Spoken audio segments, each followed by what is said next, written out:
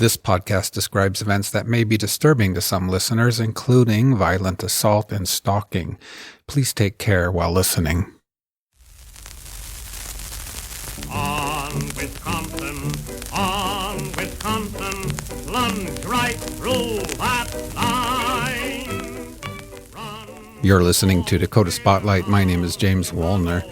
This is Season 10, Episode 4 of You Killed Chris, A Friend's Fight for Justice. On Wisconsin, fight on for her fame. Fight, fellow, fight, and we will win this game. The investigation into Christine's murder seemed to be an uphill battle from day one. 2 days into it, Wisconsin newspapers told concerned readers that the task force was seeking assistance from the public. They needed witnesses and clues, they needed a murder weapon and a motive, they needed help. One of the early trails they pursued was a rash of recent attacks and muggings on and around the UW campus. 3 days after the murder, the mayor of Madison had a meeting with his Citizens Advisory Committee to discuss the recent street violence. For example, on Saturday evening, the night before Christine's murder, a couple had been accosted along University Avenue. On Sunday night, a 22-year-old man was dragged from his car and beaten. Apparently, a lot of these recent crimes involved local teenagers attacking UW college students. Kevin Damask, author of the book Cold, The Unsolved Murders of 7 Young Women, had this to say. At that time, there was some resentment towards college students because of the protests to the Vietnam War, and you had especially the male population of students that were able to go on to college and not have to go to the war and fight in Vietnam. So there was definitely some animosity towards the students in Madison too, and so I think that kind of fueled this sort of pent-up rage to the people that were outside of the university. Jane Maydell, who took part in the Dow Day protests in October of '67, recalls firsthand the sense of growing resentment in Madison towards students. A lot of the locals objected to the anti-war activities. They were unhappy with us. They'd lived there all their lives. Their mothers and fathers had lived there. And here were these young hippies from New York and Pennsylvania who had a different viewpoint. And there were people who didn't approve of what we were doing, but it didn't stop us. We really felt like we were doing what we needed to do. To alleviate the growing fear, some steps were taken to tighten up security on campus. A new substation was set up, as well as night patrols of officers on foot. Also, 4 emergency phone boxes were installed on the campus. All of this was implemented by September, when thousands of students would flood back to the campus for the fall term of 1968. One of those students was Linda Schulkel. The start of my sophomore year, I kind of had the summer to think about it, and I knew I had a course of action every free minute I had. And I kind of even had like an agenda in my little notebook. I would do things like one week it would be I would go to the law school and I would contact the professors there and say, is there any way that your law students could study Chris's case as part of their curriculum, that kind of thing. And other times it was like I would dedicate myself to going to see all of her teachers or all of the TAs that she had courses with. And or another week it would be talking to students from Ann Emory, locating them that had been there the freshman year. You know, I had an agenda all the time. And I worked through each step until it was as exhausted as it could be, and then I'd move on to the next. And remember Rennebaum's drugstore, or Rennie's, where Christine sat each morning drinking coffee and smoking her cigarettes? Linda went and talked to the staff there too. She also went to various stores along State Street, where she knew Christine used to shop. I had my whole year lined up, and I did it. And I did it religiously. And I was finding that people, like at Rennebaum's, for example, a lot of people, that worked the staff in those places because she was there so often, remembered her or whatever. but it was like very superficial recollections because she was a very private person. So they saw her, they knew she was there, they could describe her, some didn't. But it was always like nothing personal. It's like not like, oh yeah, I met her when she was in the shop and we had a long conversation. It wasn't just the kind of thing Chris would do, and it wasn't the kind of thing I expected, but I wanted to see who knew something. And I always asked the question at the time. I said, was anybody ever there with her? Or was anybody ever following her? While Linda was running her own private investigation and handling all her schoolwork at the same time, by October of 1968, the oddball old man that Christine said had been pestering her was finally on the police radar. As it turns out, Linda was not the only person to bring Niels Jorgensen to the attention of the police. On September 17th, a huge headline was slapped across the front page of the Capital Times newspaper. It read, "Ex-UW surgeon sought for quiz and co-ed slaying." This is what the article stated. Dane County Sheriff officers and Madison police have turned up what authorities call their hottest tip yet in the Christine Rothschild murder case which occurred on the University of Wisconsin campus last May 26th. Sought for questioning is a former surgeon who was dismissed from the university hospital on July 1st. 3 officers from Madison were dispatched there Monday morning.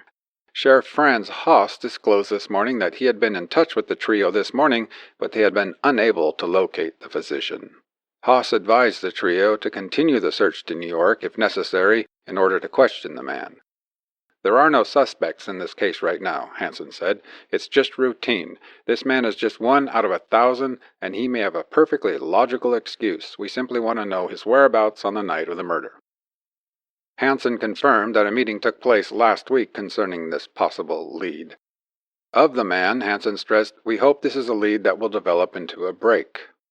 The surgeon is described as 43 years old, a native of California, and single. During World War II, he was a machine gunner with the Army in the European campaign. Attention was directed to him because of his eccentric behavior and because of his activities on the night and the morning of the murder. On the morning of the murder, the surgeon is known to have dated 2 girls. He drove the second one home to a hall on Langdon Street, and they reached the address at 4 a.m. That has been verified by a sign-in card. The time is the same as that when Miss Rothschild was seen by a house mother at Ann Emery Hall, where the co-ed was last observed alive. The doctor was scheduled to be on call for surgery at University Hospital on the morning of the murder, but did not show up, an unusual practice, it was said. Later, the man expressed interest in the murder. The Capital Times, through telephone calls to Detroit, learned this noon that the man had checked out of a hotel there and had left a forwarding address in Brooklyn, New York. Before coming to Madison, he was interned at several hospitals throughout the country. He also served as a missionary intern in Africa for several years. He came to the University Hospital in Madison in April of this year for a 3-month trial period. He was dismissed at the end of the trial. 3 days later, a second article was published, this too in the Capital Times. The headline read, "Doctor to be quizzed anew in death probe." Officers from Madison today plan to question further a former University of Wisconsin resident surgeon in New York City in connection with the slaying of Christine Rothschild, May 26th. The doctor was interrogated for 4 hours Thursday morning at the Brooklyn police station and then released. No warrant has been issued. According to University of Wisconsin Police Chief Ralph Hansen, the doctor explained his whereabouts on the day that the stabbed body of the co-ed from Chicago was found in front of Sterling Hall on the UW campus. Preliminary investigation had placed the physician in the neighborhood at the time that Miss Rothschild, who roomed at Ann Amory Hall, was last seen alive. After this second news article in September of 1968, there were no additional news reports about the task force interviewing Jorgensen. As time went on, Linda became frustrated with her lack of success in getting information from people. But she didn't do what a lot of people might do. She didn't blame the people she was speaking with for potentially clamming up on her. Instead, she reevaluated how she was going about it all. I'd be doing my interpretation of like an interrogation. Well, I think this bothers people. I was young, I was inexperienced, and I was direct. I've always been abrasive, that I know. So I think it rubbed people very wrong, and I think it scared them, and especially when you're talking to somebody about a homicide. But I'd say I knew her, and I'm just trying to see if there's anything that maybe people should know or her family should know. I'd lie, just make up whoever. And I never got any kind of good feedback. And I got very frustrated at the end of my sophomore year, and I knew that was probably me that was the problem. I think I felt disgusted with myself for not being able to draw out of people what they did know. And so Linda realized she needed to change tactics. It took me a long time to work that through, how to get around that. And then I stopped being so direct about it, And then I started asking things like, oh, I remember when this girl on campus last year died. I'd say it that way. I tried all different ways, but I still wasn't getting anything. So at the end, I began to feel that people would not share about her and really didn't know her. Sadly, perhaps, Linda also discovered that Christine's dorm mates didn't really know Christine either. Oh, yeah. Oh, I knew Chris. She was down the hall, or I was upstairs, and I'd see her walking through or whatever. She sure had nice clothes, or she sure was pretty. And I go, yeah, do you remember anything else about her? I'd say, oh, I'm trying to get together a memory book, that kind of thing. She hadn't touched enough lives. So then I started hitting on the church. In Madison, Christine belonged to the First Church of Christ Scientist on Wisconsin Avenue. So Linda paid them a visit too. And I started talking to people that were in her Sunday school class, and I would feign a little interest in the religion. I'd say, oh, Chris, do you remember her? She mentioned this religion to me, and I'm just looking. I was trying any kind of device I could use to just get myself into a situation. And people would say, like, yeah, she was very nice, or always very kind, or so sweet, or always very friendly, and whatever. And I go, yeah, I'm really trying to find some good recollections of her because, precious moments for her family or for myself as one of her friends. And it was all kind of like in the clouds or something to me. There was nothing of substance to me. Linda also spoke with various young men who had gone on dates with Christine. Say, oh yeah, she was always so sweet, and she was never jealous, or she'd encourage me to get a girlfriend or introduce me to somebody she knew and say, he's a nice guy, you might have something in common to go dancing with or whatever, because Chris loved to dance at the church dances and that, and that was the kind of thing. It was just like I felt like nobody had that depth of relationship with her that I was trying to find out about, like who had shared her life, really. It was very dissatisfying, really, at the end. Throughout her remaining years as a student at the University of Wisconsin-Madison, Linda continued to track down Christine's acquaintances, classmates, and teachers. In the end, she had several notebooks filled with her findings. Just like Sherlock Holmes, moving straight forward, but nobody seemed to know her, and nobody seemed to care, and it was like nothing had ever happened. It was like, this was just all a figment of my imagination. It was never brought up anywhere, ever.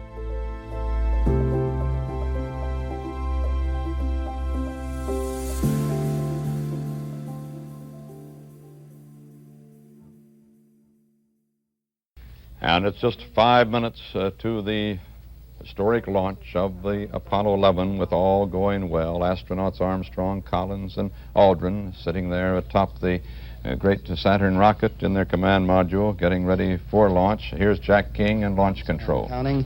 Skip Chauvin informing the astronauts that the swing arm now coming back. The astronauts will have a few Does your deodorant wilt when you're warm? Then it's time you try Dial deodorant, the great deodorant protection from the Dial soap people. Just a spray after your shower concentrates what Dial is famous for, the most effective deodorant protection you can buy.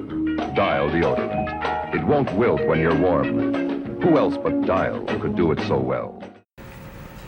So A little shadowy, but he said he expected that in the shadow of the lunar module.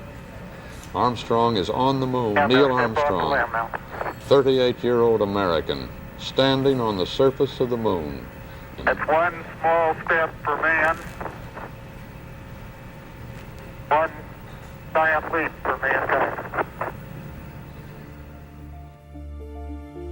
5 persons, including actress Sharon Tate, were found dead at the home of Miss Tate and her husband, screen director Roman Polanyi. For the purpose of announcing that we today have concluded an agreement to end the war and bring peace with honor in Vietnam. Once I was out of school, I stayed in the Madison area and I got my teaching degree just so that I could get near campus every weekend. I shall resign the presidency effective at noon tomorrow. Vice President Ford will be sworn in as president at that hour in this office. I, Jimmy Carter, do solemnly swear that I will faithfully execute the office of President of the United States. During that time, I would write hundreds of letters, and I'm talking handwritten letters. I didn't like Xerox stuff or copy it on a whatever. I would write these letters like to everybody with a certain last name or to everybody that was on a certain faculty or whatever. And I would ask them information and try to, they were short letters, but they were all there.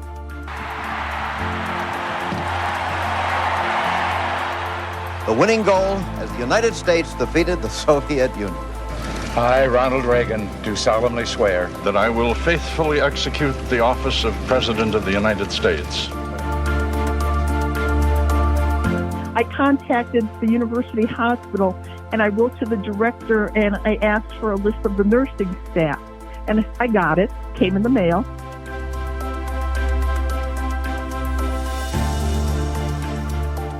There has been a nuclear accident in the Soviet Union and the Soviets have admitted that it happened. And there is speculation in Moscow that people were injured and may have died.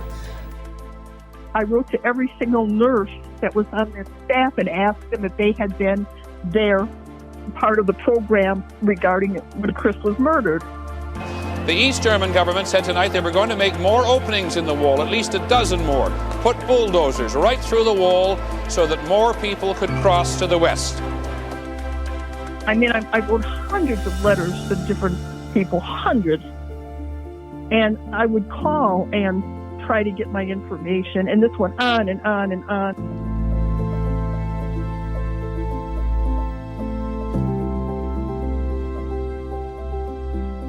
It spans the globe like a superhighway. It is called Internet. It is a growing grid of independent computer networks interlaced. You need a computer and a phone, and suddenly you're part of a new mesh of people, programs, archives, ideas.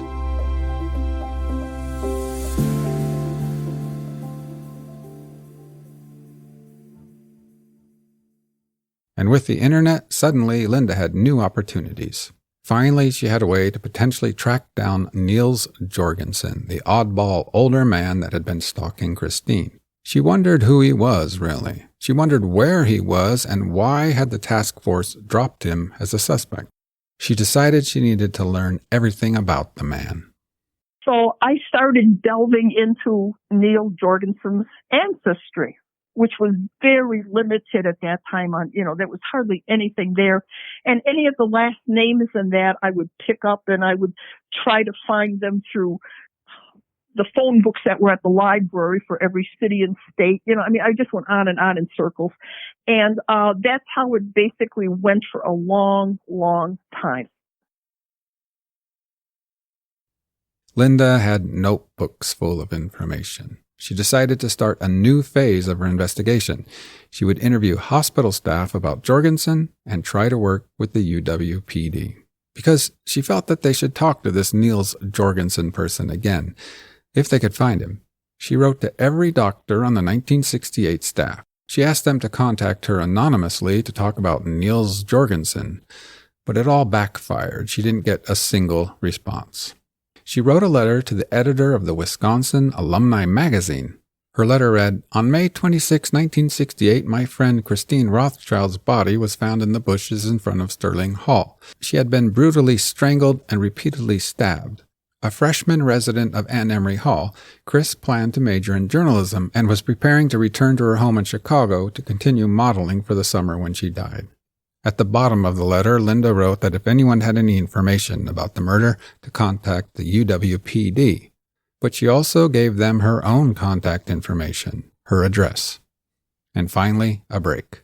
2 people reached out to her. One person was Dr. David Quanbeck, who had been Niels Jorgensen's roommate during the 3 months he had been in Madison. Finally, in David Quanbeck, Linda had a source who could tell her more about Jorgensen. And so she asked Quanbeck many questions. Who was Jorgensen? What was he like? When did he arrive? He came onto campus, according to his roommate, David Quanbeck, on the last day of March. And at that point, David Quanbeck was living with his girlfriend, Anita, in a 2-bedroom apartment where all the apartments in that little complex there were meant for medical students. And he had been lucky all year because he never had a roommate. And then he was gone on March 31st. And that evening when he was gone, his girlfriend Anita answered the door, and it was Niels Jorgensen saying, "I'm supposed to be living here in this apartment with you." And she was kind of flabbergasted, like, what? It's already late in the year. It's already the end of March, And so, a bit confused and taken off guard, David Quanbeck's fiancée Anita showed Niels Jorgensen where the second bedroom was, and the man started moving in. So he came the last day of March, and he started a 90-day probationary period on April 1st. And it took me years to find out how that happened, what led up to that. And Dr. Sanford Mackman, they call him Sandy Mackman, he said that he was in charge of 4 residents for 4 years. And one of the residents, for some reason, left the program. So there was an opening. Well, here's the story. I was a young staff man at the university hospitals. I was in charge of the residency program. This is Dr. Sandy Mackman. I interviewed him over the phone recently. You will hear another voice in this interview, too, that of Mari Zoerb Hansen, who has assisted me with research on this season. We asked Dr. Mackman to share his memories of Niels Jorgensen. In the 3rd year residency, we all of a sudden had an illness, and one of the residents had to drop out. So we normally have 4 residents per year, and we were short a resident. And I don't quite remember if we advertised the position or what, but all I know is that Niels Jorgensen appeared one day telling me that he was in the foreign service, I believe as I recall, in Africa, that he had 2 years of residency, and that he wanted to continue his residency as a 3rd-year resident. He looked older, a little bit disheveled. He drove a kind of a maroonish Mercedes, old Mercedes. We tried to look into his background, couldn't find anything. But in talking to him, I thought at least he had some legitimate training. So I decided to hire him on a conditional basis. We were watching him like a hawk. He had some strange habits. One thing that really upset me was that we did a lot of student health surgery, and a lot of the women students came in with abdominal pain. Could have been appendicitis. It could have been a pelvic inflammatory disease. His evaluations of those patients was way beyond what a normal surgeon would do. By that, do you mean like he was touching them physically? Oh, no. Inappropriately? No, it wasn't that. The history was just kind of bizarre. I can't say it was totally bizarre. It just was more than I've ever seen any surgical resident write down. So he was questioning them about their history? Yes, as part of the evaluation. But it just was heavy. It just kind of jarred me a little bit.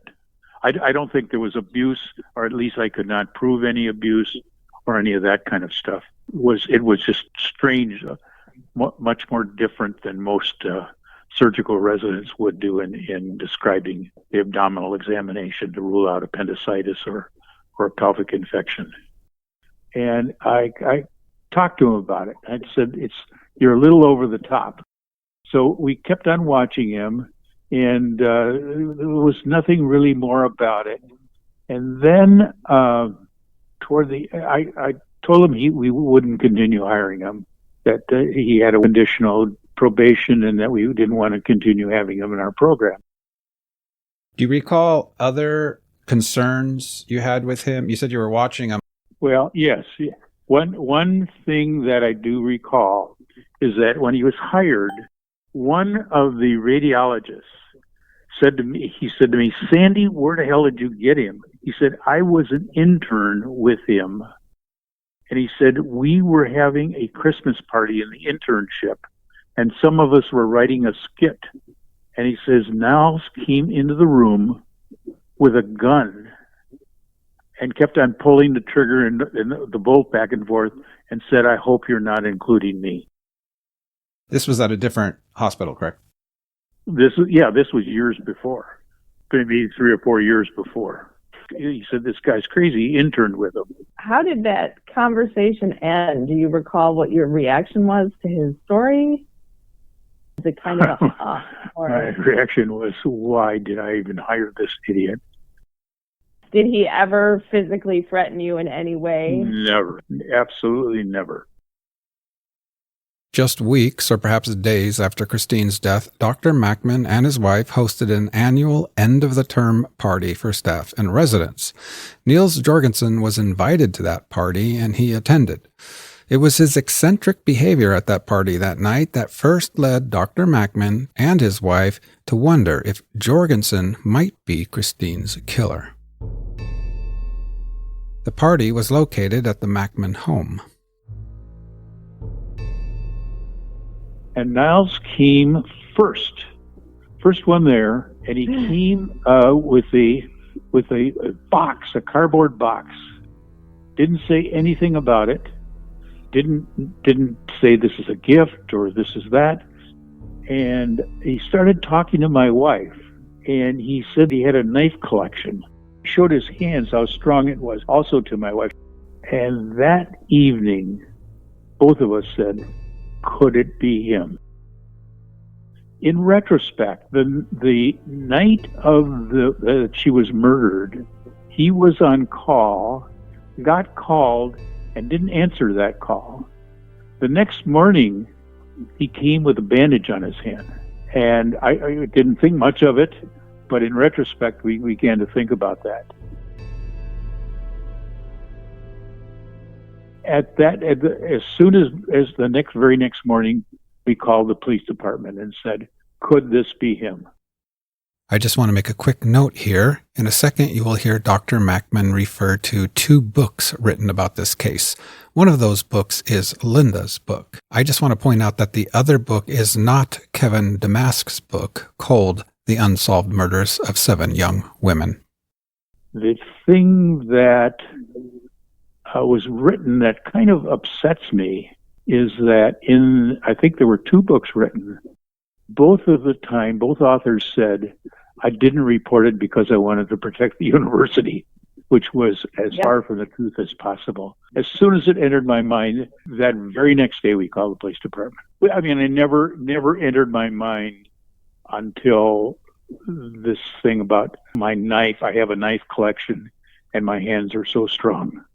That he said to my wife. I spent a fair amount of time with Linda telling her the same story that I just told you. And in her book, she wrote that I delayed calling the police because I wanted to protect the university. And it really irritates me because we've had people in Madison who know me and who read the book. Do you have any idea where the confusion lies there? No, I think it would be simple enough to find out if there's still police records, because the day I reported it should be in the police records. Dr. Mackman makes a really good point there. A lot of these details could be easily verified with a simple glance at Christine's case file. I reached out to UWPD to request access to those records, but was declined. However, I have recently received some somewhat encouraging information about all this, and I'm hoping those files may be available soon. Another doctor that was there at the time and remembers Jorgensen is Dr. Lou Bernhardt. Mari Zoerb Hansen met with Dr. Bernhardt at his home. My career at the university began in medical school in 1959, and I graduated in 1963. I started my general surgery residency in 1964 and finished in 1968. Can you tell me what you remember about Niels Jorgensen during that time, in those few months that he was there?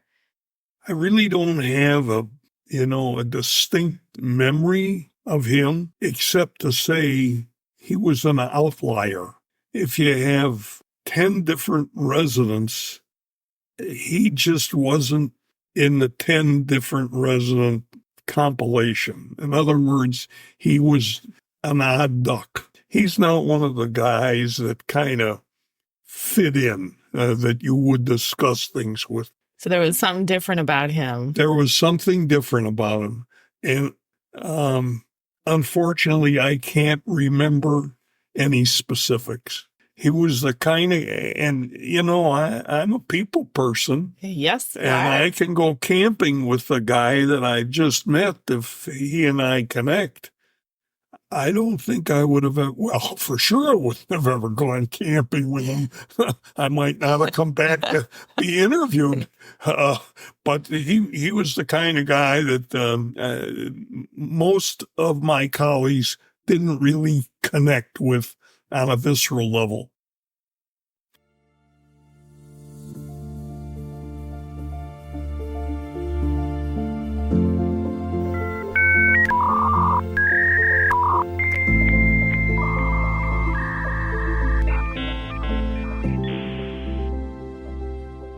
When I was researching ancestry, there were a lot of people, not with the Jorgensen last name, but with a certain other last name in California. And I started writing to them. And I said, excuse the inconvenience of this letter, but, and then I tried to, and I never made it mushy or emotional or whatever. I said, I'm just trying to find a relationship to see if I can find this person or whatever. And I never mentioned Chris. It would just be, I'm just trying to find somebody from the past or somebody that, lied to the sun, And I'd say, if you know anybody, please, and I'd say, or I had this friend at school, and he knew a Dr. Jorgensen, and the family was very impressive to this person, and he met them once. I'd tell a story and just go on and on. Anyways, I hit goals. Somebody called me and said, "Oh, I'm the cousin of Niels Jorgensen." And it was like, oh, okay. And then she says, how do you know Niels? And I lied and says, oh, at UW. I said, he was kind of a loner, and I always felt sorry for him. So I'd always invite him for a coffee and, at the drugstore or at, a coffee shop somewhere. I just told my story over and over. And I tried to write it down so I could tell a correct story to the right person. She said, yeah, I'm surprised you would bother doing that because he was such a disgusting, malicious, nasty, uncaring person. That's the reaction I got. And I said, yeah, but maybe I'm just a sucker or a loner myself, and it just was something I felt was the right thing to do after my 12 years of Catholic school, And we kind of got into this little chit-chatty thing. And finally, after weeks and weeks of back and forth, be calling and, whatever, and she was older, and I think she was lonely. We started talking about Niels, and she said, she says, what seems strange, Linda, she says, we never even knew he was in Madison. And I says, oh, didn't you see him often enough? She says, his mother didn't even know he was in Madison. Then it was like bingo. Oh, and then who's his mom? Who's his dad? And like, blah, blah, blah, and it went on and on and on. Or she'd say, why don't you talk to our friend Jackie or Julie or Susie or whoever or Jimmy, and, they can probably tell you more. Gradually, I was getting into it. I knew about the family firsthand. I had gotten pictures of the family firsthand from relatives. I got a picture of the apartment where Niels and his mother lived. People liked me, when I was chit-chatting rather than interrogating. That went on for, I'm going to say, 4 or 5 years. I said to someone, I said, I really should talk to Niels. I said, I've avoided him all these years because he was so nasty to me last time. And, yeah, that's how he is, blah, blah. And sure enough, they had an address. So that was the start of another good thing. And this was all done by people innocently sharing what they knew without having not even an inkling that a Chris Rothschild existed in the world. I was getting closer and closer and closer to the true story.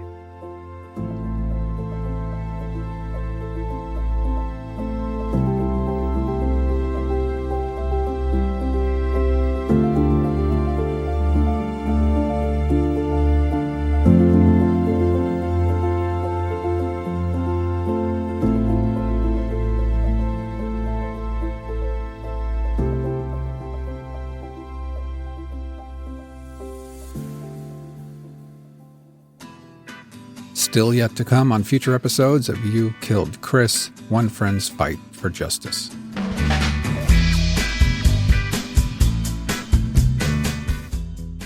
I don't know, there's something really beautiful about how dedicated Linda has been to the memory of her friend. I realized if you're going to deal with a psychopath, all he cares about is himself to begin with. He lied about his family. He lied about his role in the World War. Then she was like, well, I have this number if you want to call him. And I was like, yeah, you know what? I would like to call him.